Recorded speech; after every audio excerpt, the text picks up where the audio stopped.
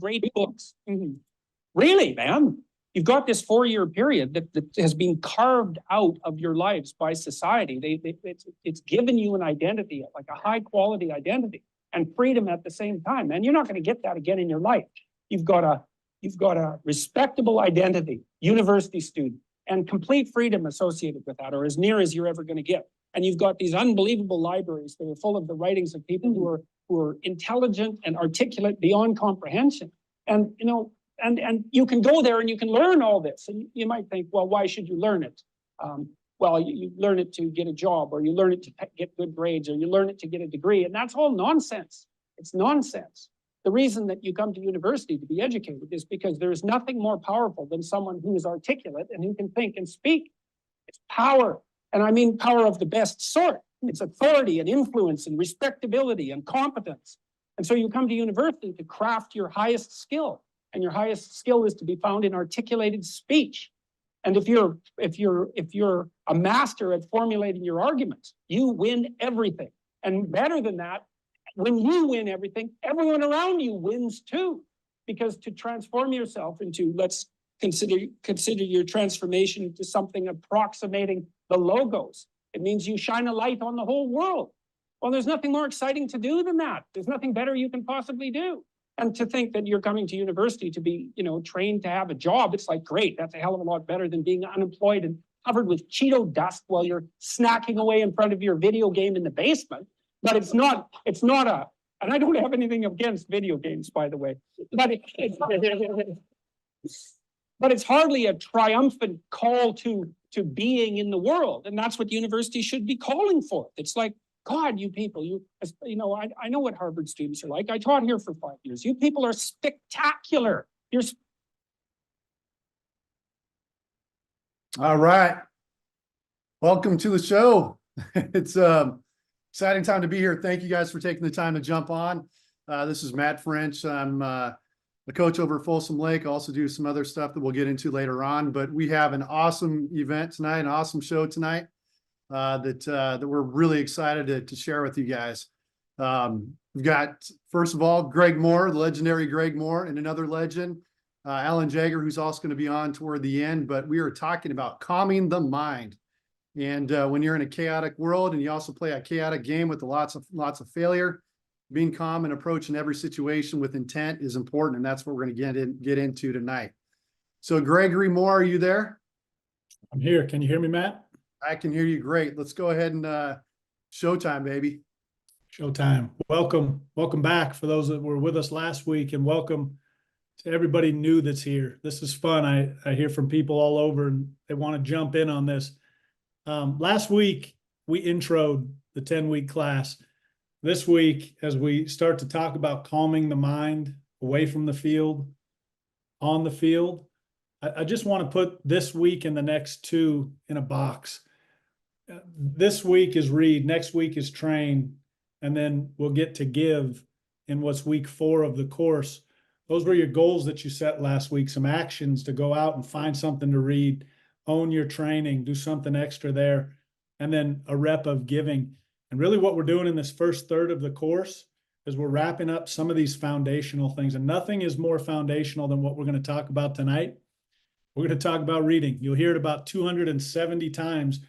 And why read?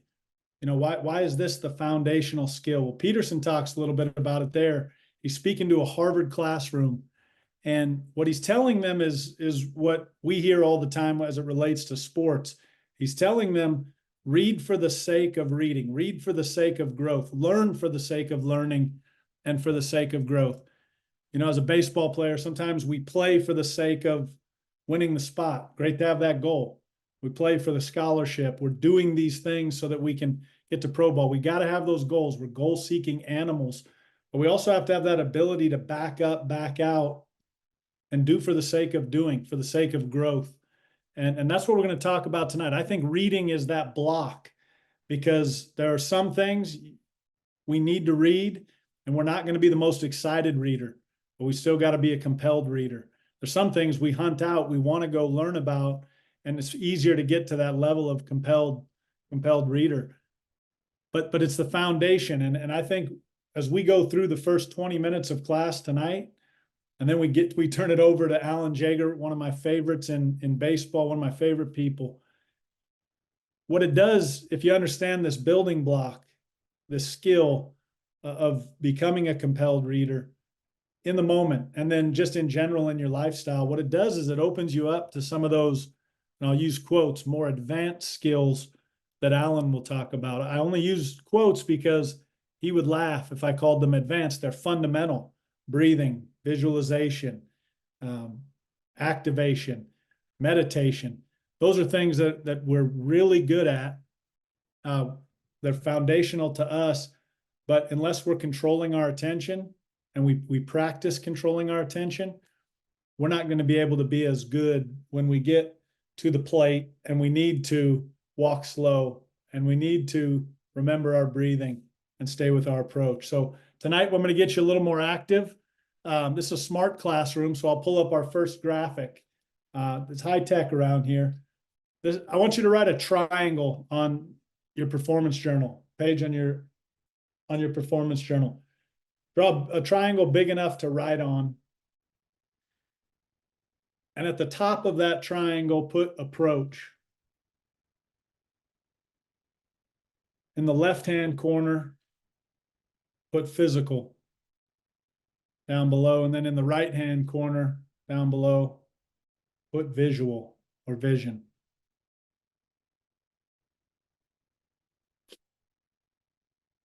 So we're talking about calming the mind. And I coached for a long time, 24 years. I was in college baseball for about almost 30.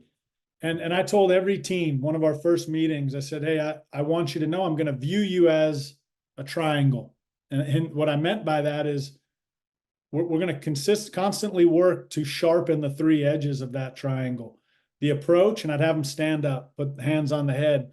The approach, that's up here, that's your mind, right? The physical, pound that back hip. If you're a right-handed hitter, it's your right hip. Left-hand hitter, it's your left hip. That's the physical. That's the power. We're going to sharpen that. It's not just lifting. It's eating. It's flexibility, mobility. It's all those things.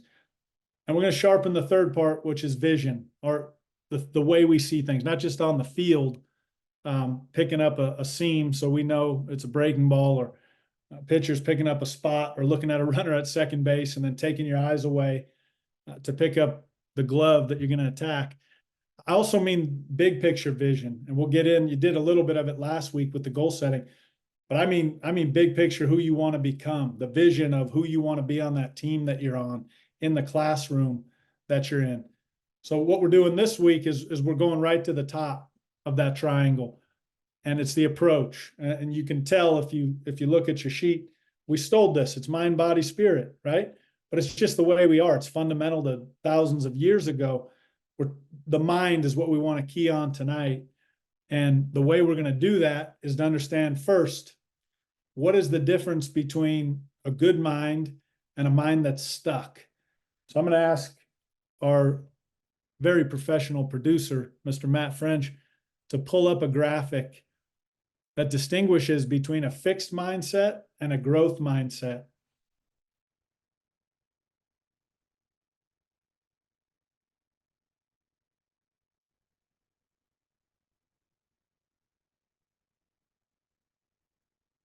May have to peer in there a little bit. A fixed mindset tries to avoid challenges. And you can read this as you go, but you can kind of capture those times when we have a fixed mindset. We don't want the obstacles. We want to go the easy way. Effort's fruitless because there's some other outside force controlling us. Criticism is not good because it means I'm not as good. And then the success of others, we're threatened by that. We break that, and there's no perfect person. Everybody falls into that on some occasions. But what we want to do is start to train first by reading. We want to train ways that we, A, sharpen our own mind, but B, we understand how other guys and girls' minds work, how the best work. And I'll give you an example. Patrick Mahomes, 2 years ago, he said something in a post-game interview. It was so small, but it was so neat. He said, hey, I made this play late in the fourth after a play where my read wasn't great. he said, a year ago, I struggled to move from play to play. I wouldn't have been able to move to the next play quite as well, been as clear in what I was doing on the play where we scored the touchdown. Well, as we read more, as we study more, and you can almost replace read with study anytime I'm saying the word. But as we start to study what the growth mindset is, and we're more aware of when we're in that growth mindset, right? I have this desire to learn. I'm embracing challenges. And a simple one would be I go out to run in my neighborhood and I attack the hill instead of going downhill. And that's just a rep. And you start to build that. And we all have it. We all use it. But what we want to do is we want to hone that and go find ways to get that sharp. This is a graphic by Carol Dweck. She's considered the expert on growth mindset. And one of the neat things that she writes a lot about is that the people who realize that effort is that path to mastery, or effort's your separator, they're opened up to that idea that, hey, I'm not stuck in whatever situation I'm in, or any skill level I'm in when it comes to concentration, hitting the slider, any of it. I'm not stuck here. I just need to put some effort, directed effort into that area, and I'll be ready to go. The last one that I'll hit is criticism. People with a growth mindset, they kind of like it, because the growth mindset opens you up to, hey, if somebody's telling me I'm not doing something well, I'm going to try to pull the message, not the emotion, not their emotion if they're mad, and not my emotion if I don't like the feedback I'm getting. It's just information, right? You hear the message and not that emotion. So in short, we want to look at those people that embrace the challenges, that look for ways to build those mental skills we talked about last week: concentration, separation, and communication. Matt, you can go ahead and clear that. There's a book called Mindset by Dweck. If you want to pick that up, read the first half. The second half is redundant. So how do we become a compelled reader? And raise your hand if you were here last week and you saw the Longoria video. Yeah, many. This will sound funny to you, but this is what you do with transferable skills. This is why athletes, when they leave college, they go wreck house, because they're prepared, and sometimes you don't even know you're prepared. It's a transferable skill. You may laugh at this. You can text your buddy and be like, this guy's talking about walking slow to the book. Stay with me. But last week we talked, Longoria's guru was in his ear during that E60, and he was saying, walk slow to the plate. Remember your breathing. Stick with the approach. Right? And he's given him this mantra. Well, I'm not saying you're going to like everything that is dished out in school. Not at all. 18th century British politics. It will be dished out. But what we know is when we sit down, we're not sitting down to be entertained. We're sitting down to have an approach to get this done and learn as much as possible. Back to Jordan Peterson.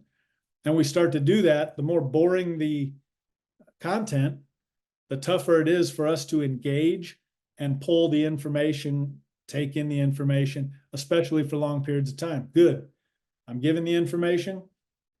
I might have 10 minutes that I can stay locked in and get this done. So I want you to jump out real quick and think about, actually, no, before you draw some circles on your page along with that triangle, I want you to think about what skills it takes to execute. And I'm going to start with just homework. I'm not going to be the guy that's telling you, hey, go do your homework, go do your homework. It's not about that. It's about the challenge of locking in, getting it done, and delivering the best you can. But based on what you think of homework, what does it take for you? Or if you love it, great. What does it take for you to sit down and knock out 1 hour of homework in 1 hour? Go ahead and scribble some notes below your triangle, and then we'll get into the circle of influence.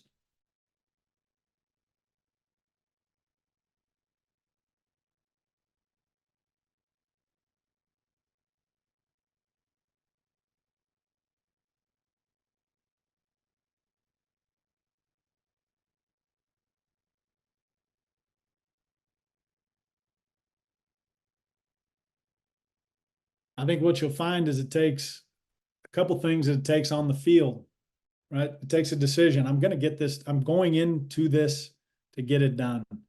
You have to clear the distractions. You go at the right pace. You sit down and you attack it. But what are we doing when there's not a judgment of what I'm doing? There's only the skills that I'm bringing to get this done. Just the skills that I bring to go get this thing done. And I hammered this for years and years and years. And I'm not bragging, but we broke the GPA record every place I was, not because we focused on GPA. You don't break the batting average record because you just key on your batting average. You break those records because you take the controllables and you focus on the process that helps you get that done. So along with your triangle, and we'll come back to each of these, smart classroom, push the button. Once you write 3 circles.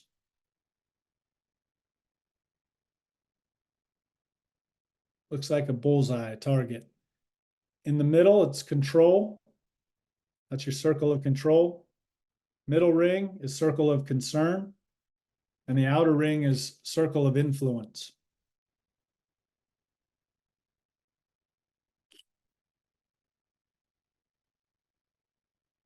And as you think about executing away from the field, anything, going into a class, doing this work, going into a job interview, whatever that thing's going to be, what you want to do is pull the right things to the circle of control. What do I control? On a baseball field, write down 2 things that you control. I mean, you command them in the middle of that circle. Who cares if you're wrong? We'll play with it. But what do you control in a baseball game?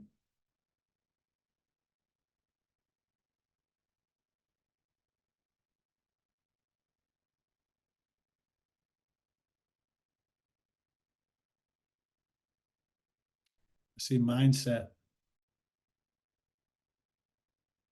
in the chat. I don't know what you wrote, and I don't have all the answers, magic answers, but what do you control? It was in Longoria's ear. Walk slow to the plate. Remember your breathing. Stick with your approach. Keep the routine going. Get into the game and forget the results. We know this on a baseball field. It's hard to do. But if we want to be at our best there, we follow that Longoria model. If we want to be at our best when we sit down to knock something out, it's school-related, homework, a conversation with a parent, we're going to stay with some of those same things that we can command, we can control.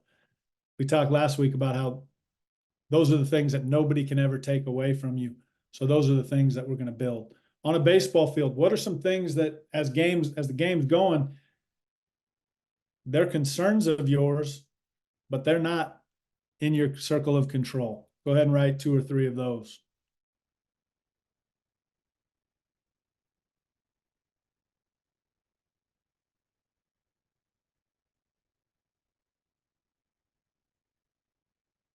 What would be some examples? Either put them in the chat, or if the warden would let anybody talk with a raised hand, maybe you can jump in. Matt? No? What are some things that are in that circle of concern in the chat? Field conditions. Teammates. Yep. Outcomes. Good. Umpires. Errors. Beautiful. Great stuff. And then outside of that, influence. Right? I'm sorry, I should flip those. Influence and concern. Either way, as you get further away from your circle, you start thinking about scoreboards and those other things. And I'll stop there because they matter. I mean, to say a scoreboard doesn't matter is to pretend you can't see Tom Brady's face when he's in competition. He's there to win a game. Jordan's face, Kobe's face.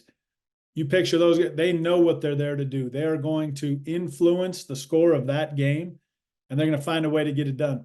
But the how-to is back in that circle, our circle of control.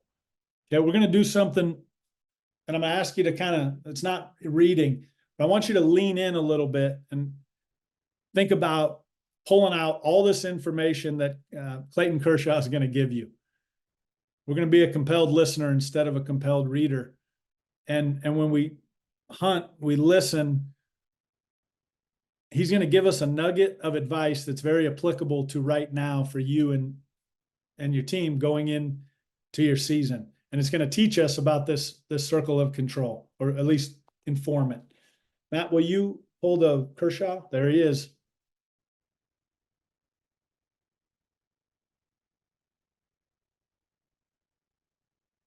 Ball and getting out of that first inning and settling in very nicely.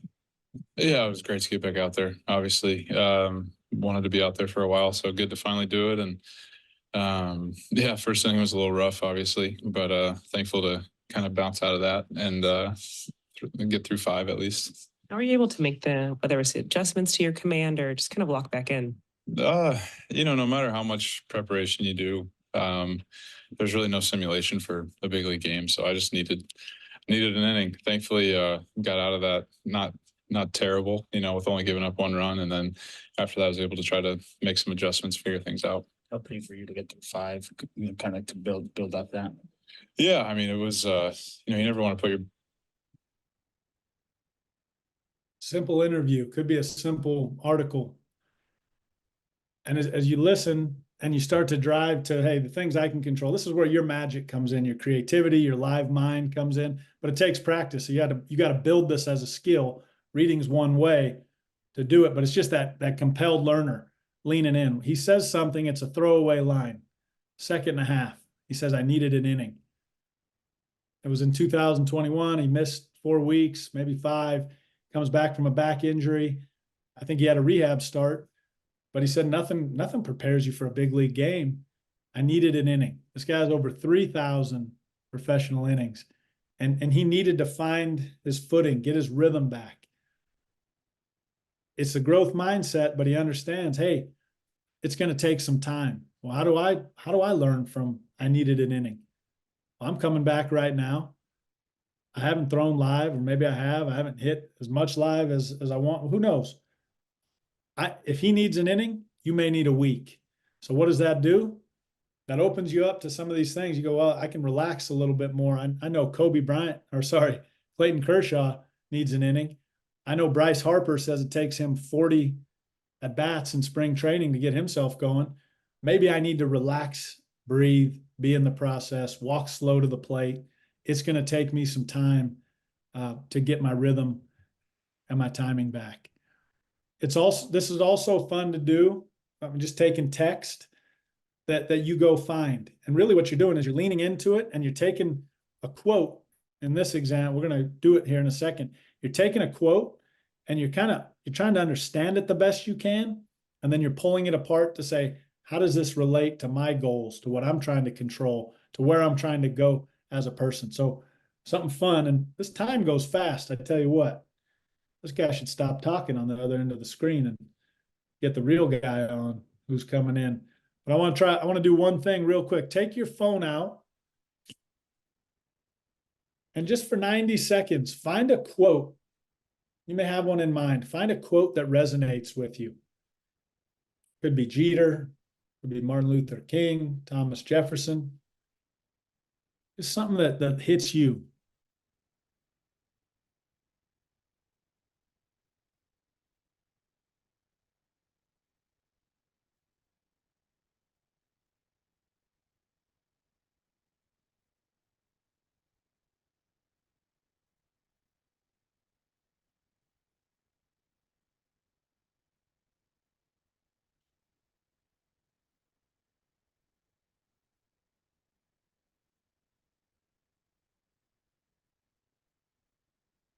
Get it quick. Go ahead and throw it in the chat.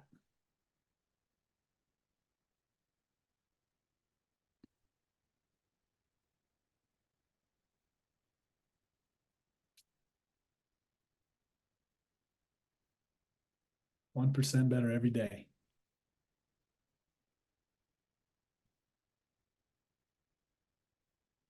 Get your mind right. Yeah, beautiful. They're going so fast I can't see them. Take that quote and after class, find somebody that is in the house or a friend of yours and talk about why that quote resonates with you, why it motivates you, and then the how-to, how you can put that into your life. 2 action steps. And if it's get your mind right, these are the 2 things I'm going to do to get my mind right.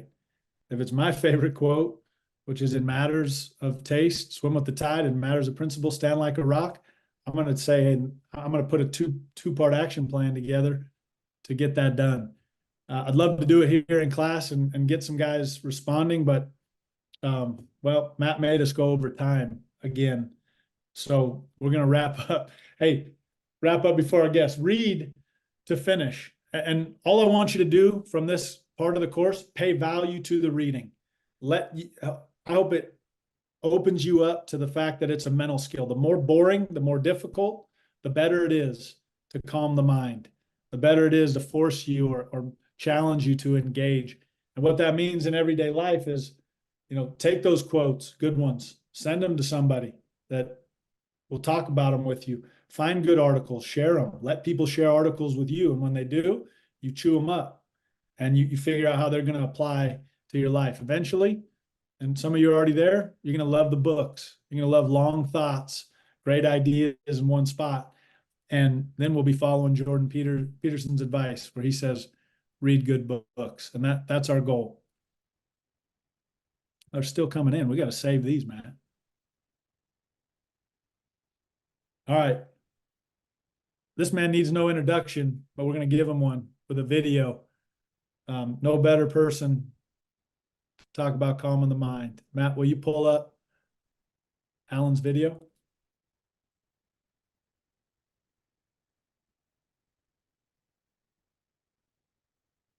If you said to me, what's the most important thing you can do to get yourself in a great position with the mental part of the game, I would say it's about getting quiet. How are we going to do that when we live in a noisy environment? We tend to be a very noisy world. I don't mean just literally, I also mean symbolically. The TV, the cell phones, the social media. Spend time each day getting quiet.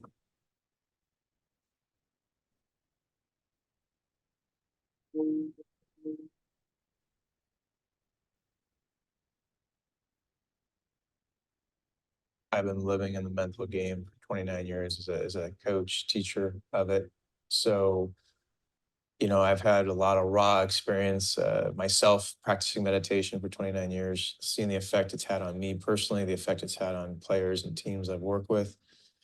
And so I've sort of been on the sidelines like the people before me, the Ken Revisas of the world and the Bob Rotellas of the world. And there's a saying, you can only get so much blood out of a turnip. And I don't even actually know what that saying means, but it sounds apropos. How much more physical are we going to get out of the human body? I think it's great that guys are throwing another mile an hour harder, or 3 or 4 or 5. Don't get me wrong. I think it's great that guys are hitting the baseball 30 or 40 feet further. At the end of the day, there comes a point where how much more can you tap into physically is the bottom line. Yet, how much more can you tap into mentally? And here's always the rub to that comment. Not only do we all know there's a lot to tap into mentally, but it's the most untapped part comparative to hitting mechanics, pitching mechanics, lifting, nutrition, which is all very, very important. And I've been feeling this way for 29 years. I think the difference now is that the mental game, so to speak, has become mainstream across all sports. So from that point of view, I actually feel very optimistic and encouraged. The main piece, and I've had talks with people I have so much respect for in the mental training field, anybody that's actually teaching the mental game, I have told them all the same thing. I'm like, look, being in the moment, being process-oriented, pitch to pitch, all the stuff is great stuff and is still important. Where the rubber hits the road is the mental practice. Breathing, relaxation, meditation, visualization, imagery, mental rehearsal, affirmations. I mean, we can go on and on about things you can do with your mind, but to me, if you said, what is the one thing that you would say of all the practices that I feel like all could be utilized, what would you cut to the chase on that? To me, it's some form of meditation, some form of getting quiet, some form of breathing, some form of knowing what it's like to allow, stuff, to leave your system, thoughts to go where they need to go, to where you can start to settle and get quiet. Quiet mind equals freedom. Quiet mind equals pure instincts. Basically, all the things that an athlete wants and I would argue a human being wants, having a clearer mind and being more relaxed. If you talk to any athlete in any sport, if you talk to an attorney that's arguing a case, a doctor that's doing surgery, I can't imagine in any walk of life someone saying that having a clearer mind and being more relaxed or less distracted is not a great thing. If you want to get better at those three things, which is going to then, of course, really support your performance and allow your performance to thrive, well, then you want to get better at those three things. How do you get better at those three things? Well, if you want to get better here, you take swings.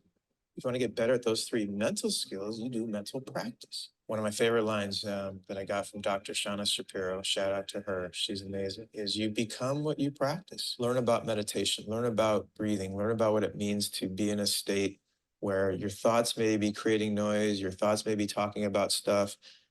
You're no longer attached to that. We have resources out there. There's plenty of resources out there. If nothing else, if you just spent 90 seconds right now just counting your breath, inhale 1, exhale 2, and you literally just counted to 20 or 30, and you got really good at that, that's a great start at training yourself and your mind how to start getting quiet. So maybe we'll leave on that.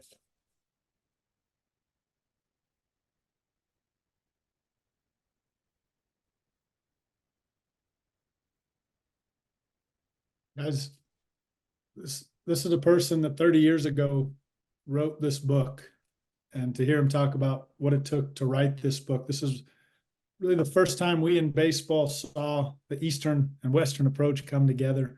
The way he did it was so practical even then. And now, after doing this for so many years, he's given to so many people, one, but he's also going to be on, as I put in that email, the Mount Rushmore of mental game, inside game, just the Mount Rushmore of coaches. So let's get Alan on and let's learn more about the quiet mind. Well, first of all, Greg, thank you you hear me okay? I got you. Look at that background. Got a little guitar, I got a little jersey. Music and sports, right?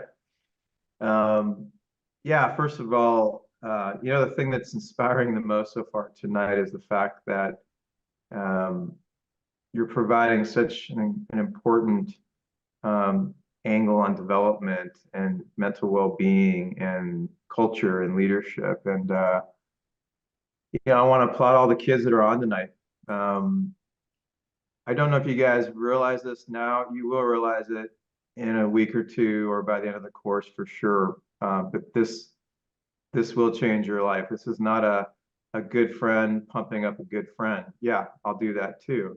But I'm not paid to say this tonight, trust me. I've already listened to 25 minutes of this talk, and this is some of the most important things you will hear in your life. Just from someone who's done this, been in this field for 33 years. That video is 4 years old now. Just know that, and I hope your takeaway also before we get going is that you're investing really quality time. I mean, look, there's a Monday night. What's night? It's not Monday. Thursday, Wednesday night. I'll get it straight at some point. There is no time, by the way. We'll talk about that maybe later. But to take an hour out of your Wednesday night, you could be watching a basketball game. There's a lot of things you can be doing, and the fact that you prioritize this to invest into your mental health and well-being is really powerful. So I hope you don't take that lightly. It's a big deal, and it's a sign of where you're at in life. A lot of you guys are young kids, and it's really impressive. I've tried to impress upon this as young as kids are ready, as young as parents are ready, that this is the next step in your life. In other words, whether it's talking about strategies or talking about awareness or talking about the topics you're going to go through in this program, this is where the rubber hits the road, as I said in the video. So I don't have anything planned specifically, except I'll just say a couple of things, and then obviously I would love Greg to possibly prompt something, and we could take questions as well. But I think I'll try to keep this under a couple of minutes so that we can get to some other discussions. But I would just say, as I said in the video, number one, Think of your mind or your mental approach as an engine to the car. If you don't have the engine rolling, running well, efficiently, effectively, it doesn't matter how nice the upholstery is. The engine has got to get taken care of. Trust me, I love long toss. I love taking BP. I love putting. I love shooting hoops. Trust me, I love reps. I love physical practice. You may not meet many people in your life that will practice more than I have. I would shoot baskets for 3 hours a day when I came home from school. I could hit a tennis ball against the wall all day. It's how I'm built. But with that said, as vital as the physical parts of this game is, you have to get clear about this. And I hope this happens tonight. And it's going to happen throughout this course over and over again. But it's what you are doing to nurture your mind, to develop your mind. And it's not an accident that someone like Evan Longoria got to where he got to. Yes, he was a high pick, but I assure you this, I've done this a long time, and Greg knows this as well. There's a lot of players that are drafted very high. There was a number one year, I can't remember what it was, but it was like 30-something% of first rounders get to the big leagues. And why? Well, because the game is 99.9% mental in the big leagues. Trust me on that. It gets that mental. So, what's cool about tonight is you guys are already here. You're already invested. You're already interested. I love how much Greg talks about this idea of just like reading, like not for the results of it. It's like the art of it. And then I would say, last thing I'll say is this. Look at the development of your mental skills or your peace of mind or your ability to be free. What a concept, to be free between the lines and not thinking about anything. Just take that concept and just say, oh, I really want to get good at that. And keep it that simple, because if you really want to get good and find out how great you can be in sports and really ultimately life, you're going to find out that the mind is the engine. And trust me, the mind needs a lot of attention, because the mind has a lot of practice at worrying about your statistics and who's in the stands and what happened yesterday and what's going to happen tomorrow and what somebody else said. I call that drama. There's a lot of drama out there. And the mind, I don't want to say unfortunately, it's just the way the world works. The mind has a lot of practice. So I don't want to say it's right or wrong. It just has a lot of practice at drama. And we're trying to get between the lines. And again, in life, we're trying to get quiet and free and instinctive and natural and uninhibited. And so just know going forward, that's a practice. And I will say one last thing, which is this.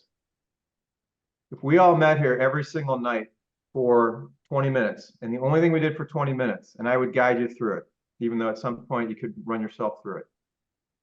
And in that 20 minutes, all we did was tune into our breathing, relax, be free, be quiet, be at peace, be present, have a sense of distractions not bothering us, because we learn about this principle called neutral. So we're not engaging thoughts. We're getting really good at not engaging thoughts and staying neutral to thoughts. And we did that every day for a month. Just do the math of you working on any other skill in your life. And I think if you're honest with yourself, you'll say, wow, if I worked on those skills every day of getting quiet, getting relaxed, getting more present, getting less distracted, being more immersed in the present moment. I love something Greg said here about you're getting better about pulling the message versus the emotion. And all of a sudden you're like Bruce Lee, 10th degree black belt at this, as opposed to you're kind of a white or yellow belt sort of winging it. And guys, some guys can wing it and make it in the Hall of Fame. I've just done this so long that we like to play I'm a math guy. We like to play the percentages. And the percentages are that this is baseball and golf are the two most mental games by far, because of all the dead time. And your ability to have a word that my brother loves, acumen, to be educated to where you have a skill, to where you get really good at being quiet, being present, all the things you're going to learn, trust me, in this course. And so I think that's my big push for all of you, is to I love Greg's also, he talks so much about whether it's looking stuff up, reading. Start Googling things like guided meditation, guided visualization, breathing exercises. How can I get quieter? How can I deal with my thoughts better? Start becoming a student of that, because when you look at Kobe Bryant and Michael Jordan and Tiger Woods, you can just go around all the greatest, Tom Brady. I assure you one thing that they got great at, all those skills. That was what I call their default. They got good at defaulting to that versus defaulting with their batting averages. They don't care anymore. It's irrelevant. So I think with that kind of opening, because I know we're short on time, Greg, let me kick it back to you. Alan, thank you. You talked about the art of reading. I like that term. You teach, you're a teacher at heart. You've been doing it for a long time. Describe your favorite story of a player. You don't have to give us the name, but just that process for you, and maybe a little bit of the process for the player in terms of your art of teaching the quiet mind. I think what happens is at some point they start realizing that the process is the key, and that as easy as it is, as you mentioned earlier, as easy as it is to get caught up with the scoreboard or your batting average or your thoughts, they start defaulting more and more consistently back to their process. They don't care anymore about what country they're in. They don't care who they're playing. They don't care about their batting average. They don't care. What they care about is their breath as a hitter, seeing the ball well and hitting it hard, as a pitcher having a focal point and attacking it. And those are the things that we work on. So there's not necessarily one example. I'm sure I could think of plenty, but I would say that the general consensus is this, that when players start to flip the switch and start to elevate, not because they're physically doing anything differently, but they start to really elevate their path, the path going this way, is when they start to get clear about that it is about crushing the process and not deviating from that, unless you need to deviate for something that's, a fight or flight situation. But anyway, that would be the main thing. What puts guys over the top when they finally make that switch? I'm sure it's a long process for some, and maybe some get it quick, but when does the light come on for most?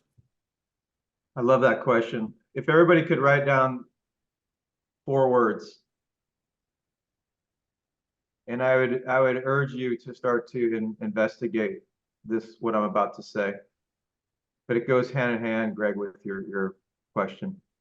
Trust is the source of confidence. And what that means is that confidence can come and go theoretically. You're 4 for 4, you might feel great. You're 0 for 4, you may not feel so great. But trust is the source. If you trust yourself, you're not necessarily buying into the stats anymore, right? You're back to the process. Well, where does trust, if trust is the source of confidence, so we really want to get to the trust first, it's back to the process versus results. Results is like the confidence. No. We need to go back to the core, the engine, which is the trust. That's the source. Well, then how do you trust yourself? Back to your question, Greg, about seeing things evolve. Well, what happens is that we urge these players to spend a lot of time in meditation. When you're meditating, you're getting to know yourself really well.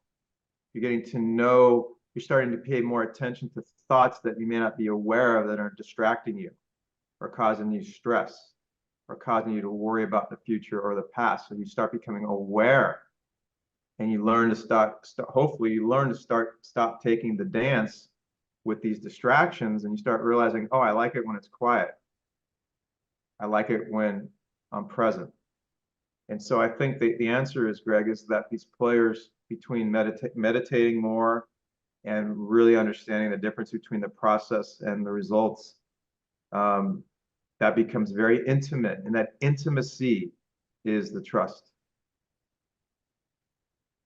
We practice presence in meditation. We've got some young guys on the call tonight. Would you describe meditation to somebody that maybe typing in Google right now, what is meditation? Yeah, I think it's it's one of those topics like, wow. I would just say that it's essentially a practice. It's a practice of intentionally, which is a really good word for everybody to hear. It's intentionally putting time aside, away from your busy day, away from your cell phone, away from the video games, and intentionally saying, I want to water my plants. I want to nurture myself. I want to start to learn how to let stuff go in my mind. I want my mind to be a constant support system. And so I think really the answer is that it's intentionally putting time aside to develop and enhance mental skills and awareness and things like that. You talk a lot about being present even when you're active, and you have to be in the game. What are some ways that young people, people of any age, can tap into this idea of presence in their day-to-day, not just in the game, not just in school, but just being in the moment as you walk to your car, brush your teeth? Yeah, I love that question. You're a master at it, by the way. The breath, of course, is a great place to go. One thing I love to say about the breath, it's always happening now. I know it sounds a little obvious when you hear it that way, but if you really meditate on that concept, your breath is always happening now. That's pretty powerful when you really look at it that way. So one is the breath. You know, I've heard this saying a lot. I really like it, you know, especially having a yoga background. Be where your feet are. You know, it's very common. But I would say to have a process in place that you can default to. So in the case, my process on the field as a hitter, I know it. It's breathe, see the ball well, hit it hard. My process in life is going to be if I really needed to, you know, default to something, it would be about my breathing. It would be about having gratitude wherever I am in that moment, having a heightened level of awareness that I want to be here. And also my big other default is just be spacious. You know, don't be in the head so much. Be spacious. And so I think those are some really good things that people can focus on. But I just want to make one other quick comment. You know, you made a great point about what can you do to meditate, if you will, also through your day and through the game. And I would say that the things that I just said are also a byproduct of practice, right? We can talk all day long about, hey, just breathe, just stay in the moment. And it sounds great in theory, and it can be very helpful. If I'm spending 20 minutes every single day, not to mention hours throughout the day, and I'm constantly checking in with breathing and being present and being open and being aware and being an active listener and being engaged, and all of a sudden that's starting to become my default. Well, it's because I'm practicing it all the time. You guys are going to hear Nate Trotsky at some point, who's just unbelievable. And one thing I really appreciate about Nate and Greg is that they both are incredible at practicing being present, so they become that. And so I think the idea that you practice these skills and your awareness is high is just really, really important. Would you agree with the fact that a lot of people will say, I want to work the process or my process, but they don't realize that you have to build your process with guidance. You build process because you have to own it. Now, breathing and all these other things, they have to be mine. Walking slow to the plate has to be mine. But would you agree or disagree that the best build a process with good guidance from other people? Because if you don't build it yourself, you're not going to own that. I think generally speaking, people need guidance as far as building a process, because first of all, they may not really understand what a process is, or they may kind of know a little bit about it, but do they know it like Bruce Lee, 10th degree black belt, right? And then also they may kind of know about results or consequences, and you know, but they really understand it like deeply. And so yes, I think the guidance of really understanding the process versus the results per se is vital. But ultimately, yes, we're trying to make this their own, right? We're trying to empower each person to understand and identify, well, what is their greatest process? And sometimes, as you said earlier, it's trial and error. But I've learned doing this a long time that when you really start to understand the difference of the process and the results and the future and the past, and you understand that it's very intimate with you. In other words, it's what you know makes you tick or makes you successful, or a better way of saying it is helps you execute your plan. Then you just want to start now deepening that connection and that becoming you. And so it's twofold. I think on the one hand, yes, it's a lot of guidance at first, but as you all know from coaching a long time, we're trying to get the players to and the people to get to a point where they're like, make it their own. And also, I feel like once they start to see the benefits and they see it's sort of a night and day effect of really committing to the process, they tend to have a chance to really like disproportionately have some real jumps in their life, because they've kind of turned over this idea of me being in my mind and me being in the results in the future and drama, and all of a sudden now their mind is starting to default to quiet breathing, now presence, awareness, and process. And I think that's something that I think once they really get that, like once the cat's out of the bag, I feel like they're really in a great position to make it their own, like deeply. I love it, Alan. We could go another hour, and I want to. We actually plan to let guys go, and I got us behind. Let guys go as we finish talking up, but I want to value your time. Would you give one thing that these guys could do tonight to start to build their practice, whether it's a breathing exercise, a visualization? What's one thing they can do before they go to bed? I would say, I love this question. I would say spend 5 minutes. And right now, the idea of being quiet may be a little ambiguous. I mean, obviously, everybody knows what the word quiet means, but the real ability to be quiet, meaning your thoughts could be thinking about whatever they want, but you have an ability to step back. And I love this analogy, not take the dance with your thoughts. And to me, that skill is one of the greatest skills I feel like any human being could learn in their lifetime, is the ability, it's called being neutral. It's the ability to stop and watch your thoughts. You don't have to block your thoughts out. You don't have to turn, you don't have to try to push the thoughts away. You're actually doing the opposite. It's a word I love. You're allowing the thoughts to be there, but you're now looking at your thoughts from what's called a non-thinking place. You're just watching them. And so this idea of being, this is a really good form of meditation. This idea of being neutral to your thoughts is one of, I just can't say this enough. It's one of the most important tools you can learn in your life forever, is to be neutral to your thoughts. And so I'd say spend 5 minutes before you go to bed.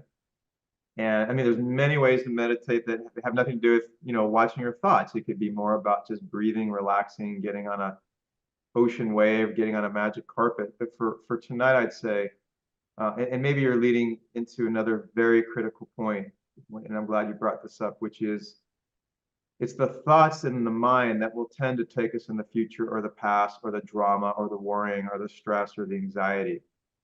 So your ability to be aware, start becoming more aware of what your mind is saying and thinking, and your awareness to start being able to step back and not take the dance and be what's called neutral. Try that before you go to bed, and start being more aware through your day and through your nights. And start noticing if you're able to be neutral to your thoughts, or you're engaging and taking the dance with your thoughts. Simple check-ins help, don't they? They matter. Just being aware. It's you become, that's why I'm glad that line came up in the video. You become what you practice. We want to be quiet. We want to be free. We want to be peaceful. We have to start becoming a lot more aware of what our mind is doing that's possibly disrupting that or distracting that. And that's practice. That's bringing an awareness to what's happening in life, so that we can start to default to this place we want to be. Beautiful. what I encourage everybody in the class to do is seek Alan's information.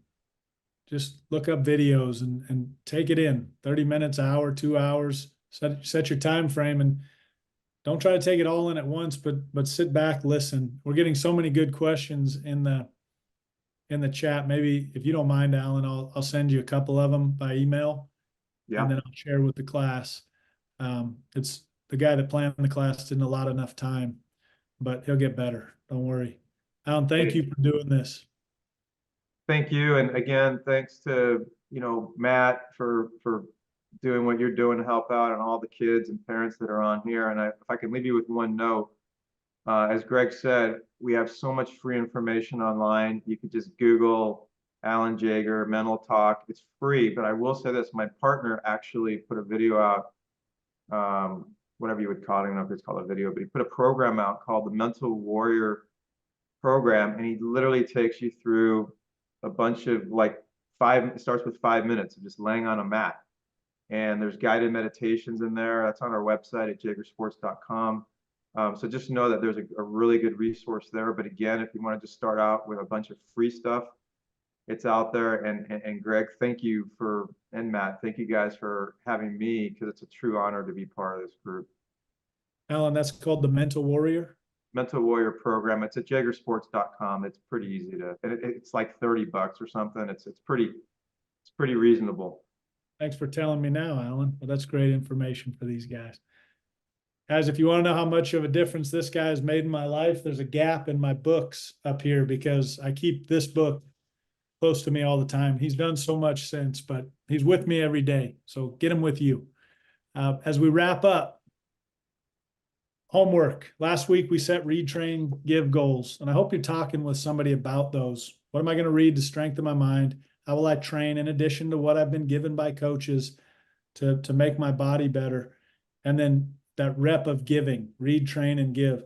This week you got that fancy worksheet in our smart classroom, right? Set the goals there. The approach is the read, and then you've got the train and the give at the bottom of that triangle. Secondly, you've got your circles. Keep this thing close to you. Maybe put it in a backpack, in a binder, or even next to your bed.